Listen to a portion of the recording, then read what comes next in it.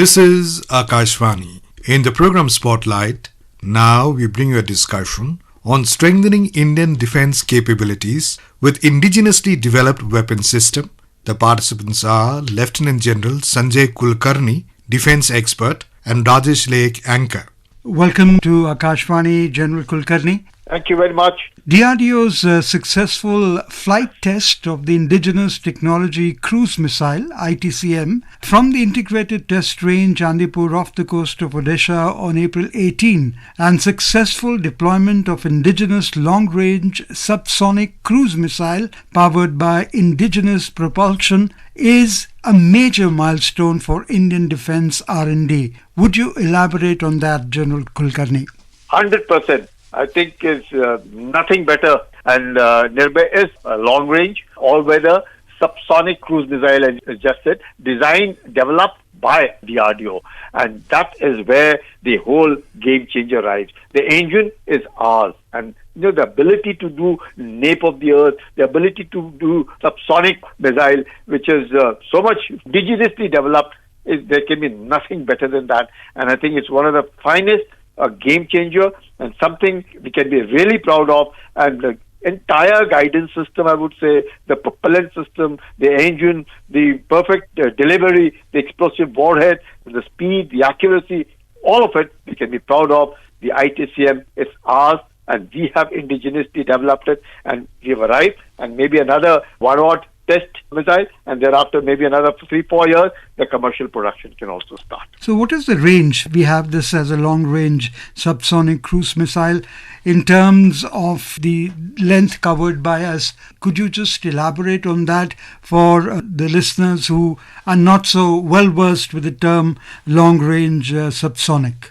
All these ballistic missiles generally, they have various categories. When we say cruise, there are two kinds, the cruise missiles and the ballistic missiles. The cruise missiles are jet-propelled, subsonics below the speed of the sound, and then we have the ballistic missiles. We also have in that various, we could be calling them the short range, the medium range, the intermediate range, the long range, the intercontinental ballistic missiles. Each of them varying starting from say 1,000 kilometers to 1,000 to 3,000, IRBMs about 5,000, the long range ballistic missiles about 5,500, and of course the intercontinental ballistic missiles going even up to about 10,000. But this one is about 1,000 kilometer range, and that is the best part of it is just a second how we've played the journey, making it now developing our own rocket pod, but where it all started off as was a small thing, the Integrated Missile Development Program, which started off in 1983 under the famous Dr. Abdul Kalam, who we have seen going on a bicycle, taking those little parts and how it started off. Over the years, we scrapped off the Integrated Guided Missile Development Program in about 2008, but the basic formation for it was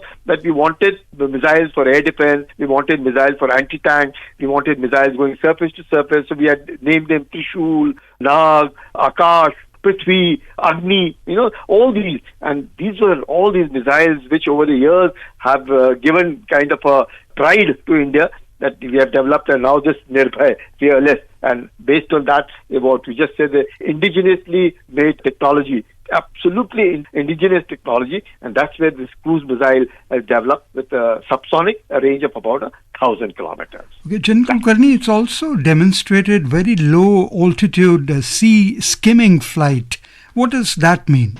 These are the speciality and the characteristics of this missile is the nape of the earth. That means just about 100 meters above, avoiding the radars. And because unlike a ballistic missile which goes up in the air, which could be rocket propelled, and then it goes up and then it comes down. Unlike the cruise missile, which is jet propelled at the subsonic speed, can fly nape of the earth. Nape of the earth means just about 100 odd meters above the earth and carry on flying, avoiding all the radars, so that you don't know, and that still be able to take on a target. And this capability of being able to fly, avoiding the radar, called the nape of the earth stick, is something which this particular missile of ours has been able to achieve. So how much is the contribution of the indigenous propulsion system which has been developed by the Gas Turbine Research Establishment, Bengaluru? 70%. And that too at the very outset. Earlier it used to have a Russian engine, and now it's an indigenously manufactured engine with 70% of its own indigenous depth. And I think that's where the real thing comes. slowly and steadily, I'm quite hopeful we will attain 100%, but at least to begin with, that too by the DRDO itself, and replacing the Russian engine with the Indian engine with so much of indigenization, I think it's real achievement by itself. General Kulkarni, there has been a lot of contribution from other laboratories and Indian industries, and we would like you to talk about this collaboration that has taken place, particularly so that this can have better and reliable performance. What happens is all the missiles and strategic systems, they have various things in it. And all of them, there are about 5 odd labs which will be responsible for it. Some of them for aerodynamics, some of them for the airframe design system, some of them for the solid liquid ramjet, they call this scramjet propulsion systems are concerned. Navigation is concerned, guidance is concerned, housing is concerned, then onboard power with the warhead. So all of these are all subsystems which are manufactured by almost about 5 odd laboratories across the country, each one of them working together with a purpose of being able to then assemble and then be able to fire on the Odisha coastal belt to be able to achieve the target. And not only this, we also had a Su aircraft monitoring the entire thing. So many monitors to see whether the first test trial, how is it gone. We had an aircraft to monitor whether the missile is taking on the correct flight path, how is it hitting, what is the guidance, how is the propulsion, all of it. I think it was real excellent, a huge success for all of us. Okay, could you also, for a layman, provide an overview of the importance of indigenous weapon development for India's defense capabilities? Over a period of time, we are also among the top 5 or 6 countries in the world wherein the percentage of our GDP going as high as $70 billion that we expend on defense. And we also used to be once upon a time a very huge net importer of and one of the 6th largest importers at one point of time. We were almost the largest importer of the defense equipment.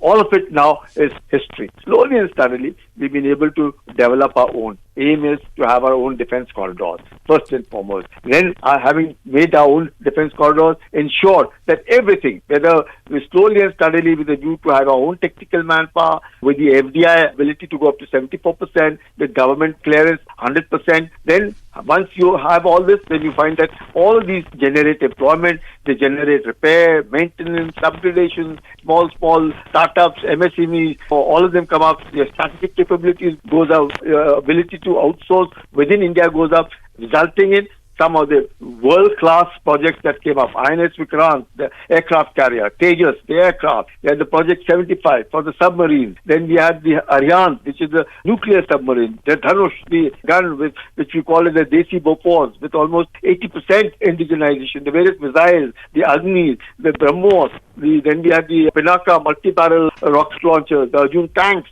BMPs. So all of these slowly and steadily, we started manufacturing them in India. And that raised our own confidence, that also boosted the morale of the skilled manpower that is available. It saved on the crucial foreign exchange. It allowed us to invest in procuring and buying and investing for our own defense needs over 100,000 crores investment in manufacturing our own defense stuff, going exports to over 20,000 crores, which was not even 3,000 crores a few years back, taking to the great height. All this is possible because we devised what we wanted, self-reliance, Atmanirbharta, and be able to ensure all of this came, I think, as a blessing in disguise. We've seen now what's happened between Russia and Ukraine. We've seen what's happening between Iran and Israel and Hamas. So all this leads to turmoil in the world. Nobody will be able to help us. So best is to be on your self-sustained, Atmanirbhar, and we know how our enemies are both. We shouldn't hesitate in seeing what the Chinese are doing and what the Pakistanis are doing. So we have to be prepared 24/7, 365 on our own to be able to defend the territorial integrity and the sovereignty of our nation. Yes, this is a moment of great pride for us as Indians. Also yesterday, DRDO's Aeronautical Development Agency has handed over the first batch of the indigenous leading edge actuators and air brake control module to Hindustan Aeronautics Limited, marking a significant leap towards self-reliance in aeronautical technologies.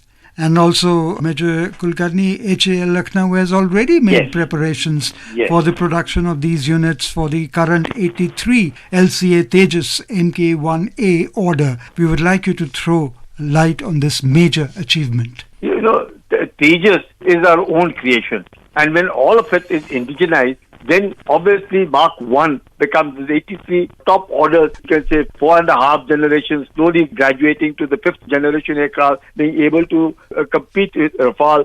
I think that's where HAL now, which otherwise had gone into a little bit of a slump a few years back, has suddenly rejuvenated. Rejuvenated manufacturing Tejas, rejuvenated manufacturing helicopters, rejuvenated manufacturing and giving an excellent backup upgradation of the aircraft that is slowly and suddenly taking up, able to install with our own missile systems to the Tejas aircraft. So you find that there is a sea change, be it the engines, be it the airframe, be it speed, be it generation, be it navigation, be its own propulsion. So all of it, we have reached a level where we are able to compete with the best, and slowly and steadily we will find we will soon start exporting this. As much as the BrahMos missiles are being exported to the Philippines, we will find that Tejas will also be exported to countries like, say, Malaysia and some other countries which have shown tremendous amount of interest in our fighter aircraft. So that's where HAL has now suddenly, lifted itself from where maybe a few years back, maybe about a decade back, it was slowly not finding a grip, has suddenly come in its own and being able to manufacture now the 5th generation aircraft. I think it's a super achievement for all of us to be proud of. So this, the secondary flight control of LCA Tejas that you mentioned about the hydraulic servo actuators and control modules, in layman terms again, how will the Tejas aircraft be enhanced with the fitment of these? What happens is, once you have an Indian state-owned aerospace, and that's what the HAL is all about, and all these fighter aircrafts, especially the light combat aircraft, which are critical to the Indian Air Force, there's so much, 42 fighter squadrons, each one of them have to be equipped. And if about 31 of the fighter squadrons can be equipped with own Tejas, I think it's a huge saving. Number one, it's a huge saving. It's the ability to be able to, manufacture within, whether its own maintenance is concerned, whether its upgradation is concerned, all of it is concerned, to be done within the country. I think that is where we score over. So what you're saying is that these innovations will play a major role in improving the performance, reliability and efficiency of these systems, of course keeping in mind made in India aspect of it as well. So, Major Kulkarni, would you also discuss the collaboration between the DRDO and other government agencies and private sector companies in indigenous weapon development? See, the DRDO for a long time virtually were confined to their own. Now they have opened up. Every research, every of the laboratories being allowed to be used by anyone who seems interested in it. They themselves innovate and are not charging anything for their own innovation. They're welcoming people to come, invest their mind, use the laboratories for the good of the country. So that itself is an openness. The ability of the DRDO to be able to interact with foreign research and development and their research sharing with our own startups and our own MSMEs, all of this greatly helps. And now you find that DRDO, in conjunction with the PSUs, their research and development, the private industry, their research and development, the ability to test trial systems on a fast track, all that is possible because the DRDO is now available. People can access DRDO. There's nothing so uniquely different about it, and that secrecy of that nobody can go there. It's like a holy cow. No, nothing like it. They themselves are opening up and venturing out. On that well-explained note, we come to the end of this discussion. Lieutenant General Sanjay Kulkarni, thank you so very much for being with Akashvani. Thank you, Rajesh. You were listening to a discussion on strengthening Indian defense capabilities with indigenously developed weapon system. The participants were Lieutenant General Sanjay Kulkarni, defense expert, and Rajesh Lake, anchor. This program was produced and presented by the News Services Division of Akashvani. You can listen to it on a mobile app, News on AIR. This program is also available on a YouTube channel, News on AIR Official. You may share your feedback about this program through email at airnsdtalks@gmail.com or WhatsApp on 9289094044.